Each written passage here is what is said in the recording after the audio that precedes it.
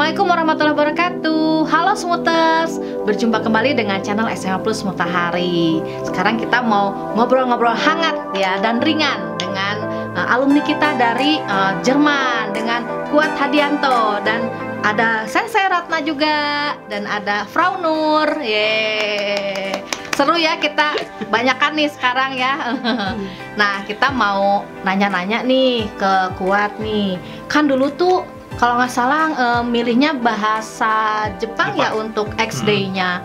Nah, itu kesannya gimana ya terhadap bahasa Jepang nih di SMA Plus Matahari yang diajarin sama Sensei? Kesannya gimana nih? Kesannya menyenangkan. Menyenangkan. Banyak ya, banyak event yang fun. Okay. Kita makan ya, makan-makan. Kita rajin makan-makan, benar. Seru sih, seru. Oke, kalau misalnya yang samurai itu ada nggak sih kalian bikin grup samurai? Ada? Belum, kalau belum. untuk di angkatan Kuat belum. Itu masih kalau tampil tuh kita bikin semacam kabaret ya atau drama gitu. Oke. Itu yang paling berkesan apa tuh kalau di kelas Jepang nih? Dulu kalau Akbari itu bagian bikin es serut. Ya kan kita dulu ada namanya tuh Akbari, di mana setiap bahasa memperkenalkan, biasanya kita kan pameran budaya. Salah satunya adalah makanan khas Jepang, makanan dari khas Jerman, makanan dari khas Prancis. Anak-anak diajarkan semacam kewirausahaan, karena kita mengumpulkan modal bareng-bareng anak-anak urunan, terus kita menentukan jualan makanan, kita jual, nanti punya keuntungan berapa. Jadi ya pelajaran kewirausahaan yang minimalis lah ya. Jadi itu yang paling seru nih, menyerut es ya. Buat masih ingat gak apa itu Akbari? Singkatan dari apa Akbari itu? Dari dulu, bukan pertanyaan masih ingat atau enggak, dari awal tuh nggak tahu kepanjangan tuh apa. Awal seriusan. Apa nih? Apa coba? Ajang kreativitas, bukan salah. Barudak Matahari, ajang kreasi Barudak Matahari. Oh, seperti itu ya. Jadi yang di tahun-tahun sekarang mungkin diganti dengan Expo, itu sama. Oh ya, jadi Expo, benar-benar Expo.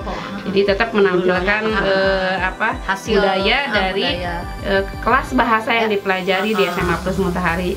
Jadi memang menyenangkan banget sih anak-anak, selain belajar bahasanya, belajar budayanya, belajar berdagang. Karena kenapa berdagang?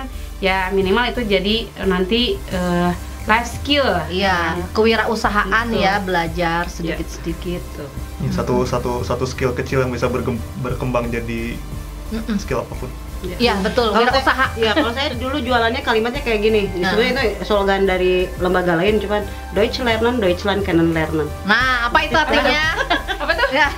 Belajar bahasa Jerman untuk mengenal Jerman. Ya, secara keseluruhan ya, budaya maksudnya. Makan-makan itu termasuk budaya. Itu kan di kita seperti apa, di negara-negara yang kita ajarkan ya, di Prancis, di Jepang, di Jerman seperti apa, kita ajarkan ke anak-anak. Masih inget nggak kalau bahasa Prancis apa ini ingin jualannya? Saya ngetes. Croissant. Oke, benar-benar makanannya croissant. Oke. Benar-benar. Kalau Jerman? Jerman makanannya apa? Iya. Yang kayak salad itu, salad sama bratwurst biasanya yang dijual sosis ya. Benar-benar. Saya lupa makan. Kalau Jepang apa malah? Chicken teriyaki biasanya, sama itu tadi es serut. Emang murah meriah tapi ya laku. Memang khasnya Jepang ya, kayaknya ya, gitu. kan ada jadi, melon ya, buah melon bukan? Lemon gitu. Oh, jadi lemon. kayak semacam minuman musim panas gitu. Kalau yang Korea mah apa? Semangka ya. Jus semangka. Jus semangka. Ya semacam gitulah, kita jadi memperkenalkan budaya dari bahasa masing-masing. Ya, bahasa yang dipelajari anak-anak sambil belajar kewirausahaan. Itu ketika sekolah di Jerman ada nggak kayak gitu? Kayak di sini gitu? Ada nggak? Nggak ada sih, kayak cuma. Mungkin kalau di universitas ya nggak ada, tapi mungkin di SMA mungkin ya. Jadi tadi ada tentang di Jerman. Sekarang saya nanya, saya tahu Kuat kuliahnya akhirnya memilih ke Jerman. Itu. Nah, padahal belajarnya bahasa Jepang, kok akhirnya memilih ke Jerman? Kenapa nih? Karena sebenarnya rakus aja sih, jadi jadi saya jadi orang itu pengen tahu. Benar, selalu mencoba sesuatu yang saya belum pernah coba sebelumnya. Jadi bahasa Jerman itu neugierig. Apa Benar. tuh? Apa tuh? Noigiri. Noigiri. Kepo gitu. Oh, Kepoan. Tapi jadi motivasi Iya, tapi ya positif. untuk bisa Keponya positif. untuk bisa mengalahkan bahasa itu dan belajar di situ ya, di kota itu. Keren sih. Belajar di Jerman. Nah, kan yang saya tahu, maaf ya kalau saya salah, orang-orang Jerman tuh memang keras dalam artian memang mereka punya semangat yang tinggi, Disiplin. kehidupannya ya disiplin. Tinggi. Nah, kuat kan nih dari Indonesia belajar di Jerman sekian tahun. Ada kendala nggak sih akhirnya belajar di sana yang harus bersaing dengan bukan hanya dengan orang Jerman mungkin ya dari seluruh dunia dan menyesuaikan budaya kehidupan Indonesia dengan budaya kehidupan di Jerman. Kendalanya apa? Banyak banget. Dari pertama, kita orang Indonesia sering kumpul. Jadi satu kendala paling berat ketika di sana itu adalah rasa sepi. Selain cuaca dan lain-lain. Tadi Sensei juga bilang orang Jerman itu keras, benar. Keras tapi keras positif dalam artian mereka disiplin, tepat waktu dan lain-lain. Yang sayang di kita juga bagus, cuma mungkin belum terlalu optimal. Paling enggak itu yang saya lihat. Di sana orang bakal kebanting, benar-benar kebanting dari segala sisi. Dan hampir nggak ada yang bisa nolongin karena kalaupun kita punya teman di sana pasti mereka juga butuh pertolongan. Jadi gimana caranya kita tetap shift fokus ke positif agar mau kayak gimana dibantingnya kita tetap positif, kita tetap punya tujuan. Saya harus berhasil karena kegagalan bukan opsi. Ya, motivasinya keren banget ya. Jadi di sana tuh harus motivasi fokus ya, fokus pada Sekarang tujuan. saya nanya tips fokus gitu ya, maksudnya gini, ketika kan yang saya tahu di Jerman itu kuliah boleh sambil kerja, dimana mungkin gitu salary-nya lebih besar gitu ya. Maaf ya kalau saya salah, jadi salary lebih besar yang mungkin itu bisa jadi godaan kita sebagai pelajar di sana antara belajar atau kerja. Duitnya ini gede gitu kan, tapi ini belajar saingannya banyak dan mungkin ya hebat-hebat juga gitu. Gimana nih tipsnya? Kita harus selalu punya tujuan, harus punya tujuan akhir. Jadi kalau misalnya di sana kita mau belajar, berarti goal kita adalah pertama nomor 1 ini harus selesai. Bakal banyak distraksi di mana-mana yang menggiurkan. Nggak apa-apa, kedistraksi juga nggak apa-apa. Asal kita harus bisa memanage dengan baik agar si tujuan utama ini tetap tercapai. Berarti harus nggak boleh ke distraksi ya. Jadi boleh ke distraksi tapi balik lagi gitu ya, ke tujuan asal. Gitu. Benar. Kalau buat saya sendiri, saya punya satu doa yang nggak ada di Quran. Namanya adalah Allahumma paksakeun. Jadi harus dipaksakan. Wah, ternyata itu kunci suksesnya dia ya. Iya, Jadi harus bener. dipaksakan semua ya. Oke, keren banget nih. Baru Jadi tahu saya ingat ada ya, Smuter. moto Jadi begitu. kita harus ketika kita punya cita-cita, ketika punya tujuan, fokus, paksain, gitu Paksain. paksakan itu ya harus memaksakan diri sampai batas maksimal kemampuan kita. Bahkan kita mungkin bisa lebih ya dari yang kita tahu, kemampuan kita mungkin berasa segini, ketika dipaksakan ternyata Allah tuh sebenarnya ngasih kita segini besar gitu banyak. Benar. Oke. Keren banget ya. Mungkin Frau Nur ada yang mau disampaikan, kan dulu pernah ketemu katanya ya di Jerman. Wow. Iya. Ada Mereka cerita ada apa unik nih? di Jerman. Ada cerita apa nih? Kita nggak tahu nih. Gimana Apa ya? ceritanya? Sebenarnya pas alhamdulillah saya punya berkesempatan pernah pergi ke Jerman 2 kali. Keren. Yang pertama kita teleponan ya. Benar. Yang pertama kita juga kontaknya teleponan, tapi ujung di ujung. Nggak Saya ujung ketemu ya? timur, Oh. Kuat ujung barat, jadi nggak mungkin untuk ketemu karena saya cuma sebentar di sana. Akhirnya via telepon, terus ya ngobrol banyak lah ya. Waktu itu masih kuliah ya, Ya. masih kuliah. Jadi dia curhat gitu ya tentang ya nggak ngobrol aja sih. ngobrol aja biasa Ngobrol, gitu. Dua orang Indonesia ketemu di benua Oh, lain, iya. kayaknya suka berasa aja jadi Iya, saudara. benar. Jadi Tadi gitu. kuat Seneng bilang gitu ya. kesepian itu ada. Ada hiburan, ketika dapet ada bisa hiburan. ngobrol bahasa Sunda, bisa Senang ngobrol bahasa banget Indonesia, pasti. itu luar biasa gitu di negeri Bener-bener, orang. bener-bener. Terus kebetulan waktu itu tahun 2012 saya masih di Matahari yang pertama. Dalam rangka apa nih ke Jerman? Kalau saya dapat beasiswa hospitasi itu namanya, jadi kunjungan ke sekolah. Jadi melihat cara belajar di sana, sekolah di sana seperti apa selama 3 minggu. Keren ya. Terus berikutnya setelah itu kita sering ketemu ya. Kalau Kuat pulang kita ketemu, terus akhirnya alhamdulillah saya dapat kesempatan yang kedua. Tahun 2017 saya pergi lagi dan kita janjian jauh-jauh hari. Ya kadang saya kalau itu suka nawarin mau dibawain apa gitu ya. Ada sesuatu yang diinginkan dari ini kan biasanya itu mah, karena kita mau ketemu akhirnya. Biasanya apa tuh, cireng apa cilok gitu apa enggak? Ya sesuai request aja.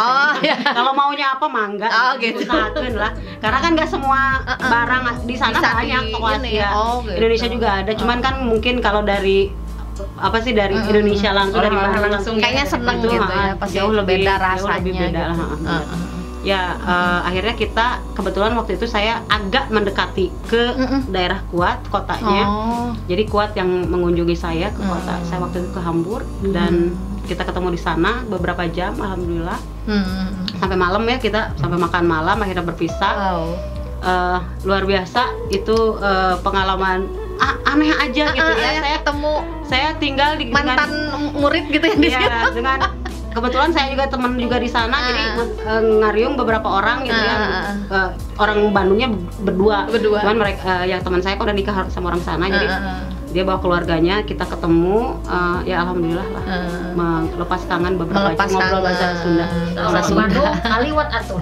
Ngaliwat atuh, jangan ngelewat doang. Ya kita cuman sebentar jadi ya, tapi alhamdulillah. Tapi kehibur banget ya, jadi ada apa kangen tuh jadi kita ini ya terpenuhi. Kita ada apa ya ada kayaknya acara apa ya, Martin Children's Fair kayak gitu. Iya, jadi ada festival apa kayak gitu. Ya, kayak gitu. Terus anak-anak itu tuh berhubungan dengan apa gitu, saya lupa, tanggal 11 November berhubungan dengan apa, ada hari peringatan. Dan saya kebetulan tinggal di keluarga guru juga. Oh gitu. Si ibu tuh ngajar di TK. Nah, anak muridnya itu ada apa namanya, ada festival ikutan gitu ya. Saya waktu itu sama Kuat sempat masuk, sempat menyicipin makanan atau apa ke dalam aula di gereja. Kuliner gitu ya. Wah, keren banget pengalamannya ya. Oke nih, ada yang mau ditanyakan lagi mungkin disampaikan. Waktu di Jerman udah berapa tahun tuh? Hampir 13 tahun. Wow. Dan kalau itu ada semacam permanent resident. Ya, sekarang Kuat sudah jadi salah satu permanent resident di Jerman. Itu untuk bisa sampai di titik itu, apa sih yang harus dilakukan oleh seorang warga negara asing? Sebenarnya kalau kita jadi ada threshold pajak, dimana kalau kita kerja di sana kan kita bayar pajak. Sampai kalau misalnya kita sudah bayar pajak sekian euro, kita bisa dapat permanent residence tersebut.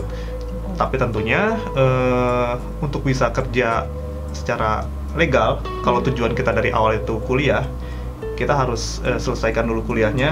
Setelah itu boleh kerja dan ya katakanlah setelah 3-4 tahun baru ada kesempatan buat dapat permanent itu residence. Apply atau gimana?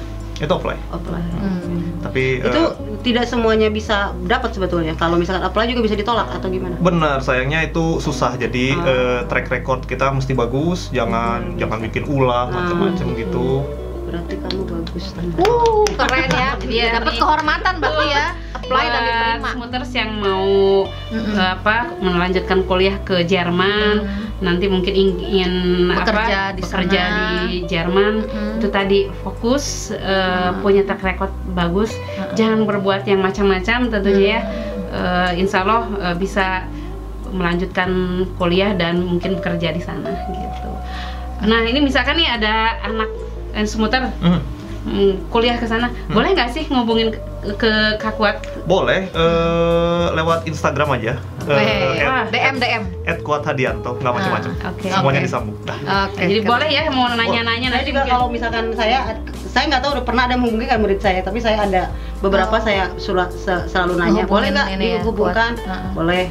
Boleh, buat boleh. anaknya. Sangat Terbuka. sangat Gerna. Iya. Gerna. Terbuka lah ya.